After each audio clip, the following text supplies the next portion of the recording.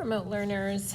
This is Mrs. Childers for a second time today. I did not review my classes. They were kind of busy, got away from me. So I just want to take a minute to go over the adverb sheet with you, and I have uploaded the answer key.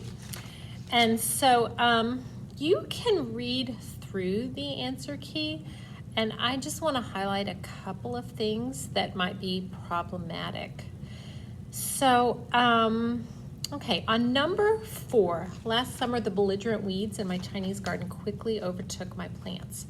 So last summer, that's an adverb phrase, and summer is typically a noun, but it is being used here to answer the question when.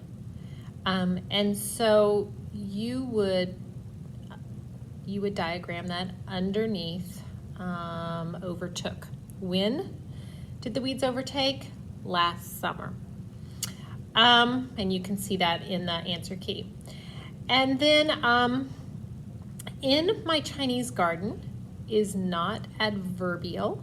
That is a prepositional phrase, but you shouldn't have underlined that because it answers the which question. So which weeds? The weeds in my Chinese garden.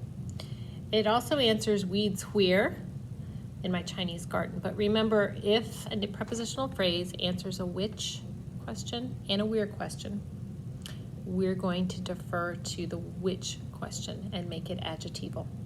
Okay? Okay, and then quickly, that one is pretty straightforward. Let's go down to, so number 7 is one of the compound complex. And I just want to make sure that you note before the sun came up, that is before being used as a subordinating conjunction, and sun is your subject and came up as the verb. Okay? And then you can clearly see the 2 independent clauses. Look at number 8, which is a complex sentence.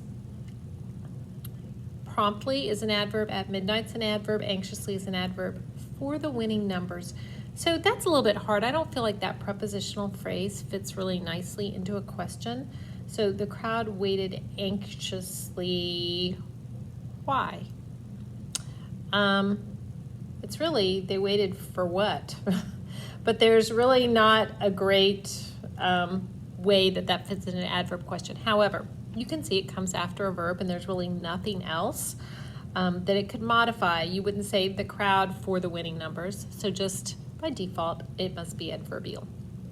Okay, and then the last one, number 9, is a compound complex. And so your very first clause is super short. Saturday came. And then you have another independent clause. We eagerly waited through the crowd at the fair.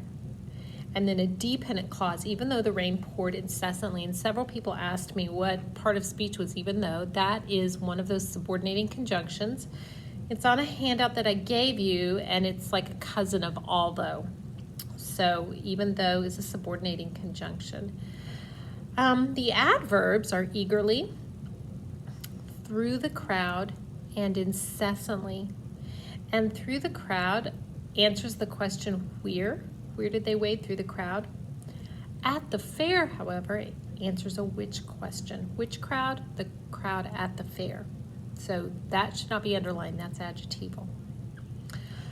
Okay, so I think that is, I know what I wanted to say. So there were several punctuation problems with this. So we talked, and I gave extra credit for kids that could find some of the punctuation problems. So if you want to stop the video and see if you can find them, there's 5.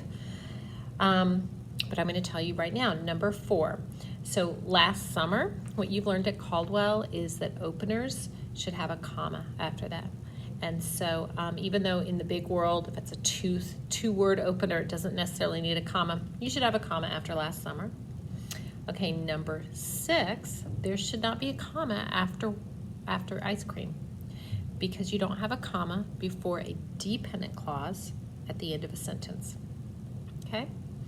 Number 7, there should be a comma after close, because and is a coordinating conjunction joining 2 independent clauses. You always have a comma before coordinating conjunctions. Okay?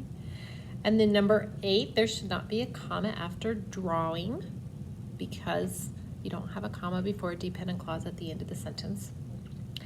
And you don't have a comma after fair in number 9. Number 9, no comma after fair for the same reason. You don't put a comma before a dependent clause that comes after an independent clause at the end of the sentence. And then I also asked my classes if they could find any phrasal verbs because I want to keep that alive for you all, and we're going to revisit that on Thursday. But in number 7, sun came up. Okay, you could replace came up with rise, or somebody said ascended today. So came up is a phrasal verb. And then in that same one, pulled on. Okay, pulled on would be, I guess you could replace that with wore, or entered his clothes, even though that sounds weird. But clothes is a direct object. Okay, so pulled on is a phrasal verb. So those were just some extra things that we went over. Hold on to this sheet because we're going to do some more diagramming of it. And shoot me any questions that you have. I hope you guys have a great rest of the day.